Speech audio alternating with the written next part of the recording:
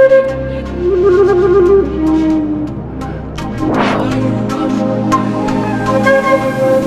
my queens and kings. Welcome to Pharaoh Tarot. I'm Butterfly Williams, and I'll be serving up a moonwave reading for the new moon in Scorpio. Woohoo! Welcome, welcome, welcome. What we do here at Pharaoh Tarot is channel ancestral wisdom for contemporary times through tarot and oracle card readings. If anything I'm about to say resonates for you, please like, share, subscribe, and comment. It really helps out the channel. I'm also available for personal readings. If you'd like one of those, please drop me an email at the address provided in the description box below. All right, let's get going. Hello, my queens and kings. Welcome to the moonwave reading for the new moon in Scorpio. This is a very interesting, very down-to-earth reading with lots of good advice for you to navigate the tricky little devils that have shown up in your life. Excellent, excellent energy for the new moon in Scorpio. What is the overall energy? It's the Eight of Brooms. Things are speeding up. That's because lots of new messages are coming in that are directly relevant to what your challenges are. You could experience a lot of DMs blowing up in your various social media accounts. You could be getting all sorts of email communications from bosses and coworkers and family and friends with urgent requests to do this, that, and the other. You might be getting surprise communications from people in far-off lands or in offices in different cities. But communication is key here. The pace of your life is speeding up because you are having to respond to different sort of requests and demands from other people. This is perhaps making you want to turn inwards to sort of get away from it all. You have this sneaking suspicion that what's going to make you truly happy can only be found in answers that can only be found within. There is a search for deep wisdom from within one's own soul, a deep search for inner illumination here, even as the outside world kind of fills up with all these strange messages. And perhaps you're longing to get away from it all. Perhaps you're waiting for that one thing to come in and save your life. The Three of Brooms. Waiting for your ship to come in. You're really worried about it. The Nine of Swords. You are staying up late at night, worrying about this, that, and the other. Having all of these thoughts, some of them founded, some of them not. It's interesting that we've got the Nine of Swords energy, which is sort of an inner chaos, and the Eight of Brooms energy. It's kind of an outward chaos, and yet these outward messages that are coming in, they are a response to your anxieties, and they're also the cure to your anxieties. These messages, believe it or not, are trying to heal all these thoughts that are keeping you up late at night. And then we've got the waiting to discover, the inner wisdom, the inner thoughts that will swoosh away all those anxieties. Waiting for the downloads, the channels, the revelations to come in that shine some light into our life. At the same time that we're waiting for the external opportunity, the manifestation to come in that will link us with our destiny. It's very interesting. There's lots and lots that is swirling both inside of us and outside of us with this new moon in Scorpio. What's the advice? The King of Brooms. Get into action, baby. Be passionate, be fierce, be excited, be enthusiastic, be willing to inspire others. Let people know what you want them to do. figure out a way to work with others. The King of Brooms is vivacious, vital, lively, brings the swagger into the room every single time. This is you. We know it's you because we're getting the Ace of Brooms. Even if you're used to being shy and retiring, the proverbial wallflower, things are going to be different for you this month. There is some sort of inner spark that you are encouraged to fan the flames of. And why not? Why not choose to be happy? Why not choose to go with what you desire? Why not choose to believe that your inner child deserves to be let out to play and have some fun, and be nurtured and cared for? There's a focus here on what makes you happy, what really truly lights you up. I mean, the Ace of Brooms and the King of Brooms, that's a lot of fire, and the Sun, which is the card of Leo. And yet we've got the Seven of Swords.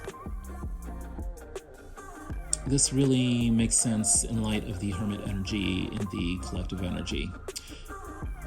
You don't necessarily need to let others know what your business is. What makes you happy is basically knowledge for you. Besides, if you told other people, they might try to block your happiness. And it could be that what ultimately makes you happy is to get away from it all.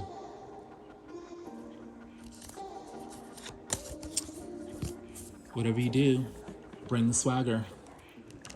What's at the heart of the situation? Five of Pentacles, yeah. Someone somewhere doesn't have the money to do what they need to do. Someone somewhere doesn't have the relationships or the connections to do what they need to do. There's a feeling of abandonment, being tossed out into the cold, not knowing what to do because we're not, connected and don't have the resources to fulfill our desires. This situation may have left people feeling like they wish they could escape back into their childhoods. They may be feeling very nostalgic for earlier, happier times. Or it could be that someone or something, some thought, from their childhood is what's the cause of the current situation of lack. Maybe these people were taught scarcity consciousness, by their families or friends or co-workers. Or it could be that these memories of the past could help to unlock a new kind of thinking that enables us to escape the Five of Pentacles energy. Complicated by the Black Fox, we may be suddenly realizing that those around us are not serving our best interests. They may be working undercover to undermine us, to undermine our happiness, to gaslight us, to poo-poo our dreams. There is a battle here with the past, and the lack of that past may be continuing because of the people around us who don't have our best interests in mind. There's something about turning inward to discover what made us happy in our childhoods, or maybe even going all the way back into past lives. Discovering both what made us happy and what made us sad in past lives in our childhoods is the key to turning around the Five of Pentacles Black Fox energy. What's in the opera world of the situation? The Six of Pentacles, negotiations, business, charity, who gets our support, who doesn't, who gets funded, who doesn't, who needs what and why. Withholding our support, giving our support. Four of Discs, stability, hanging on to what we have. Here depicted in the Orisha tarot as Ubi divination, divination by coconut. 4 pieces of coconut thrown onto the floor. It's a yes if the white side of all 4 shows up. It's a yes if 2 white sides show up and 2 brown sides show up. 4 white sides means alafia, a yes with blessings. 2 white sides and 2 brown sides means yes, total and complete balance. Balance shows up a lot in this reading, needing to strike a balance between what's good and what's bad, what will work and what won't work, being aware of the difference. Musu Yidi is the Adinkra symbol, that which cleanses and removes bad luck, a symbol for good fortune and sanctity. It encourages regular requests for good omens from God. There is a theme of cleansing, of getting rid of the bad, getting rid of the black foxes, getting rid of the scarcity thinking. There's a need here for prayer. Prayer to bring the good into our lives, the good luck.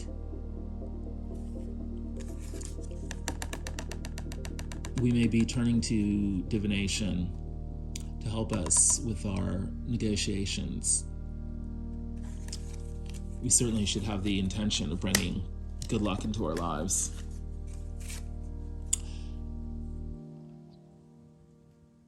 There could be no better time for us to be doing this, because we've got the 7 of Pentacles showing up in the motivation, planning, figuring out what worked and what didn't work in the past, so that we can come up with that step-by-step game plan to bring our destiny into our lives. And it's looking like that destiny involves moving on. The 6 of Swords. Here in the Journey to Egypt tarot, this means journey by water, or a journey by shamanic initiation. Willing to go into the underworld, confront the gods, fight the battles that need to be fought, so that we can bring the treasure back home. This is what we're planning to do. Desire. Here depicted with a lotus growing up out of the mud.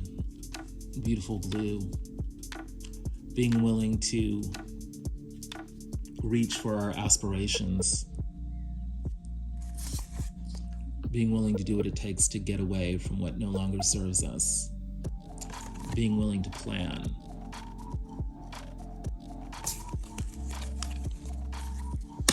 What's going on with you directly? The moon. Very interesting, because the moon figures prominently in the Black Fox. We may be feeling a little fearful of the people around us. We may not know them very well. We're part of the unknown, and that's why we are fearful. We don't know everything that we need to know about the people around us, or about what our future holds.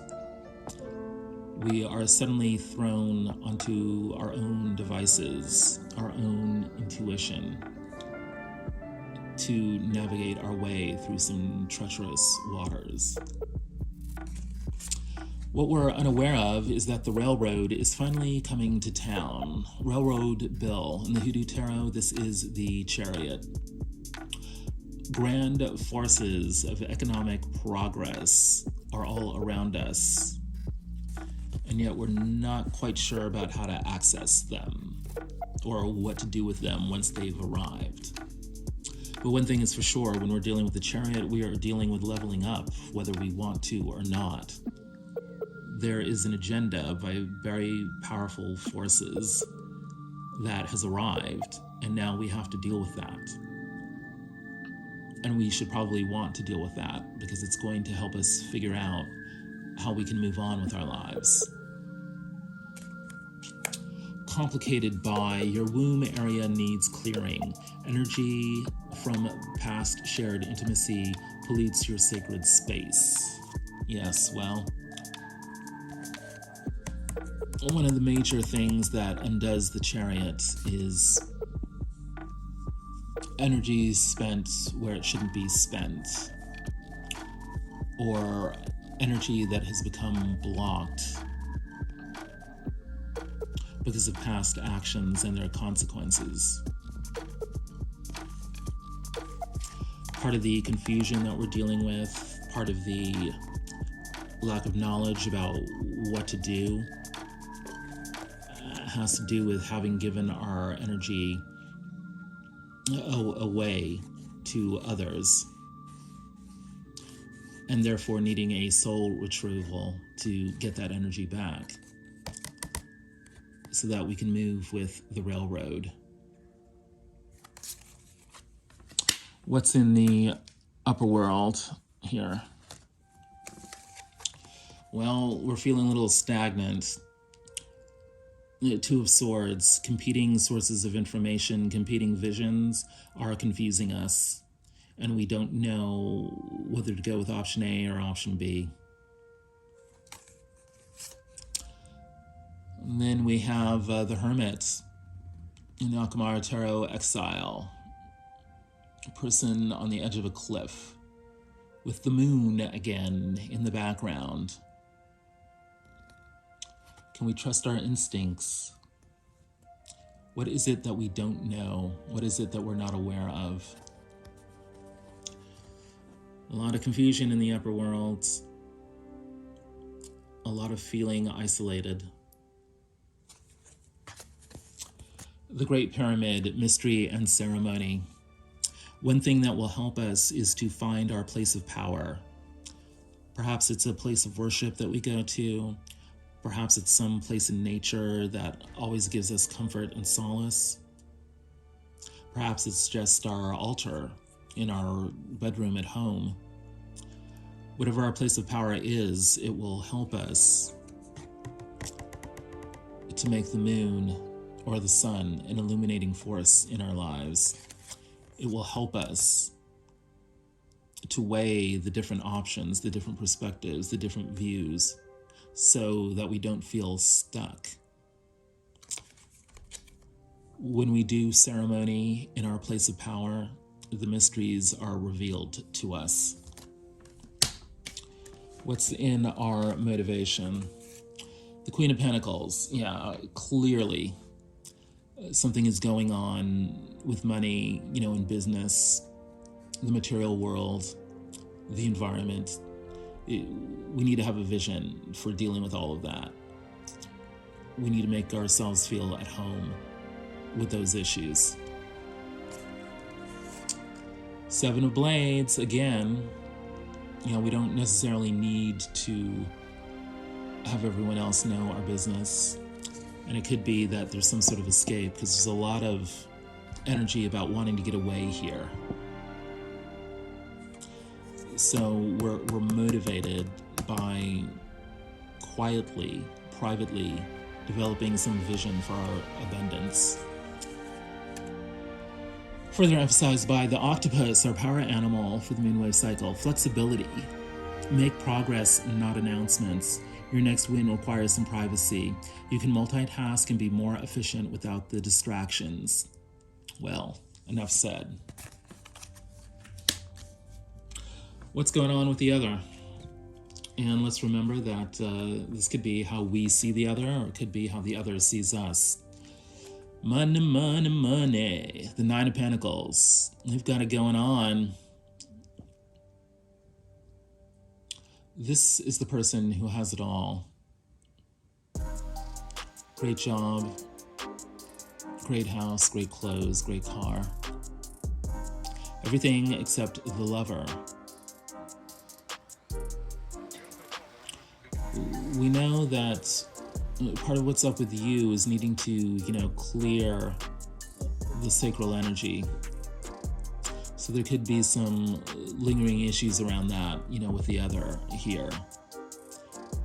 Like, why not have the wonderful, fulfilling love relationship to go along with everything else that is going on, that is going well in life. This person could be a highly accomplished professional, the Father of Knives, the King of Swords. This is the person who actually knows what they're talking about. And apparently they're very successful on the material plane. So this other has a certain amount of knowledge and wisdom when it comes to navigating the real world. Accountability. Someone needs to take accountability for their actions. It may be you, your partner, or both of you. Acknowledging the effect of your behaviors allows you to move forward. It could be that you need to put this person in check, or it could be that that person will be putting you in check. But there is some issue around accountability here, dealing with some sort of high-powered person who's very successful. What's in the upper world? Yeah, the Three of Swords. Some event that caused a great deal of emotional turmoil has resulted in a lot of heartache for this other, and this is very much on their minds. Two of Pentacles, depicted in the Akamara tarot with this hand engaging in a very delicate balancing act with these two cowries. This person feels like they have to walk on eggshells, tread water, engage in a very delicate balancing act, to keep the emotional turmoil under control. Isis, Holy Queen, Mother of us all, embodied manifestation of love. What is needed to stop this feeling of walking on eggshells, to release this Three of Swords heartbreak energy, is an absolute and complete commitment to unconditional love, to creating a sense of care and nurture and good intention and spaciousness and acceptance. All of that is needed full force to get rid of this yucky, tricky feeling of never being able to escape the emotional crap of the past. What's in the motivation? The Ten of Brooms, feeling burdened and realizing that, this is no longer a helpful way to be. The guilt, the shame, whatever it was, it's time to let it all go.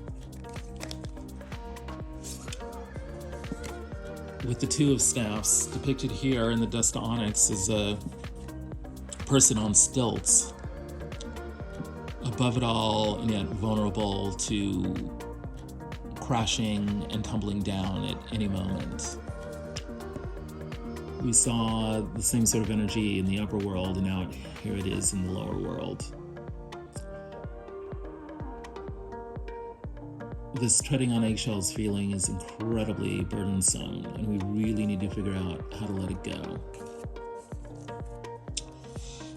And we do that by dealing with the financial issues in our lives. Plenty. A trifle grows where nothing else will sprout. It could be that there are people in this situation who don't have much going on in their lives, and in order to feel important, they start trifling. They start creating issues where there don't need to be any issues. They start making mountains out of molehills. And unfortunately, this stops the growth process for everyone. It stops the coins from coming in. No one is able to get what they want because people are too bound up in petty ego games that go nowhere. What is the outcome? Knight of Cups, an offer of support, particularly if it's related to love, romance, or just emotional support, being a good friend, being willing to be the shoulder that someone else leans on, being willing to lend an ear when someone needs to talk. Clarified by the Four of Swords. So this offer may have to do with rest, relaxation, meditation, contemplation, going on vacation, going on a retreat. Any sort of situation, like therapy, where one is given access to a space of care and concern and listening. And the whole point of this is to discover that you are more than enough. The outcome of this situation will be an offer of emotional support that gives access, to the space that you need to discover that you are more than enough. So, all these business issues, all these, love, sex, and romance issues, there is going to be some kind of opening, like literally, some place where you can go, literally, to really reconnect with who you are, where you've been, what your dreams are. Allows you to see, what other people are offering you or not offering you, what they're doing for you or not doing for you, who's helpful and who's being sneaky. And you're going to discover, by taking care of yourself, giving yourself space and time to be yourself, that you are more than enough, that you're fully capable of handling, all these challenges, all these messages, coming in. And in the upper world, we've got the Queen of Brooms. There very well could be a visionary who waltzes into your life, who inspires you, gives you new visions of who you are and what you can be, helps you access your own intuitions about what to do. Someone who really enlivens your life, makes you feel like celebrating. With the Queen of Swords, so there could be another person who comes into your life and really lets you know what's up. Gives you the 411. Lets you know the difference between right and wrong. Has your back when it comes to you kind of admitting the failures and the challenges, because she has been there too. She can commiserate with you, not just in an emotional way, but in a way that, lets you know how you can really do better. So what we have here is fire and ice, the Queen of Brooms and the Queen of Swords. Both the intuition and the knowledge. And this will help stop you from making impulsive decisions. Don't make impulsive decisions. It could very well be that impulsive decisions are what got you into a place where your sacral energy was blocked, and now you're needing to, clear out those past energies, whatever obsessions you may be having with, past people who didn't treat you right, especially when it came to love and sex. The upper world of this outcome is helping you deal with all that, process that, clean it out, clear it out. And the motivation here is the Seven of Brooms, getting you to speak up and speak out. There's no longer a need to bottle it in. You can help process the energies by speaking, writing, in whatever way you need to make it known, let it be known, what your issues are and what your expectations are. And this gives you the Wheel of Fortune. You will be able to experience good luck. You'll be able to welcome that railroad into your life and feel connected to the grand forces of economic progress that are going to allow you to move your life forward. simply by speaking up about who you are and what you've been through and how your healing is coming along. It's going to bring in loads of good luck. Daring. Find your voice and use it nice and loud, even if it makes you feel uncomfortable. If you don't use it now, nothing will change. Well, this is the perfect distillation of the Seven of Wands energy. Speak up for yourself. Be daring, be bold. It's going to make sure that these black foxes become a thing of the past. Let's go with the mystic marriages here. We have the King of Brooms and the Queen of Brooms. We've got the Father of Knives and the Queen of Swords. This is fire and ice. The reason you are turning inward and waiting for these downloads, these channels, these inner illuminations to come is that you are needing to balance the fire with the ice, needing to balance your passion with your knowledge. When you do that, you find that you ignite the chariot in your life. The stagnation that you were feeling, the frustration that you were feeling, this is the result of not being in balance. Too much fire or not enough fire, too much ice or not enough ice. When we bring into balance that which we are excited and enthusiastic about with what we know to be true about how things are, when we balance passion with acceptance, then we give ourselves the key to turn on the ignition that drives us on the path to the life of our dreams. Fire and ice, baby. Well, my queens and kings, that is the moonwave reading for the new moon in Scorpio. If anything I've said resonates with you, please like, share, subscribe, and comment.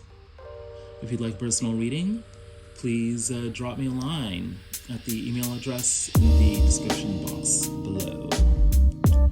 The ancestors have spoken.